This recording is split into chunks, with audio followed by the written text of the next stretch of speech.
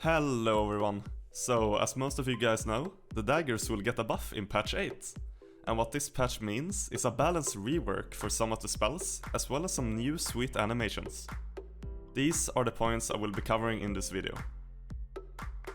The most important change in my opinion is the new Q called Deadly Swipe and a new E for the one-handed dagger called Bloodthirsty Blade. So, simply put, the Deadly Swipe ability means that you leap towards the targeted area and you deal X amount of physical damage to all enemies in a 3-meter radius. For each enemy hit, you gain 1 stack of Assassin Spirit, which is capped to 3. The cooldown is 4 seconds and the stun time is 0.2 seconds. The Bloodthirsty Blade ability, on the other hand, is something completely different. This spell gives the player 30% increased movement speed and a 100% lifesteal of the magical damage that the ability deals on the target. The downside of this is the HP drain that occurs every second, which deals 4% of the player's max HP for the duration of the ability. Balancing!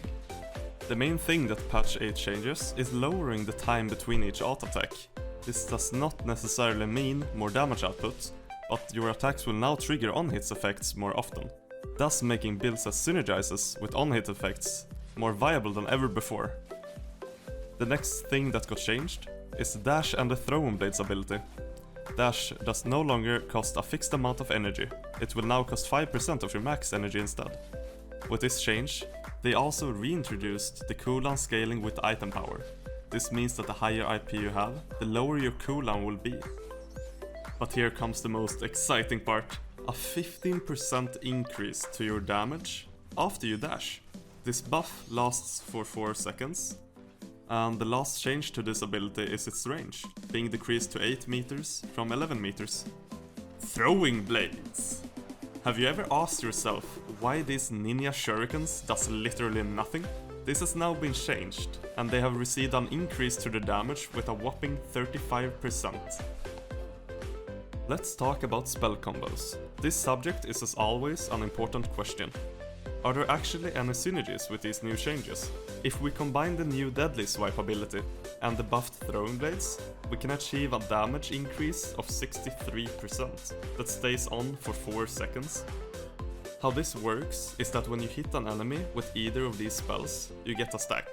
Both spells can get up to 3 stacks each, which ends at a total of 18% bonus on the Q at 3 stacks and 45% bonus on the W at 3 stacks, resulting in a total of 63%. If we then combine this with a full leather armor set with a passive Balanced Mind, the physical and magical damage bonus racks up to 95%. What we can do then is to eat a normal T8 beef stew to get an additional 13.5% bonus, resulting in a bonus of 108.5%, which is quite neat to say the least. And now for the final thing I want to talk about, PvE builds. There are many different variations of builds that are effective in their own way, and for different reasons. But the type of build I want to showcase in this video is purely based on resetting your main cooldowns to reduce the downtime between pulls. Starting off with the headpiece, we have the Assassin Hood, reason being its core ability, called Meditate, which lowers all active cooldowns by 15 seconds during a 3-second channel.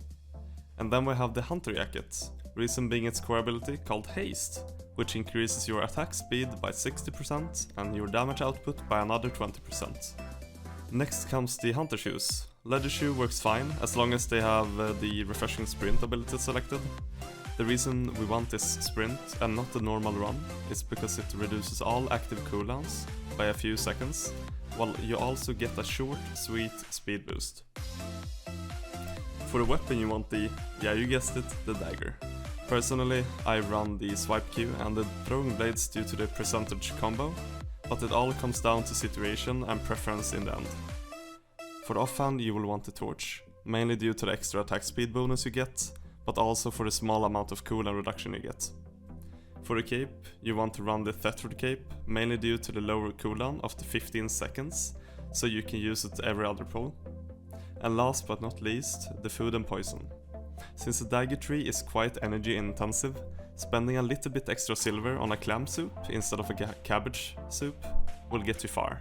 The difference between these two soups is that the clam soup provides an energy regen passive when you are out of combat. For the pot you can decide if you want a healing potion or a poison. Personally, I recommend poison since you will get enough self-healing from the daiquiri. Thank you for watching till end. If you want to see more videos like this, drop a like and a comment and subscribe to the channel. I will see you all next time.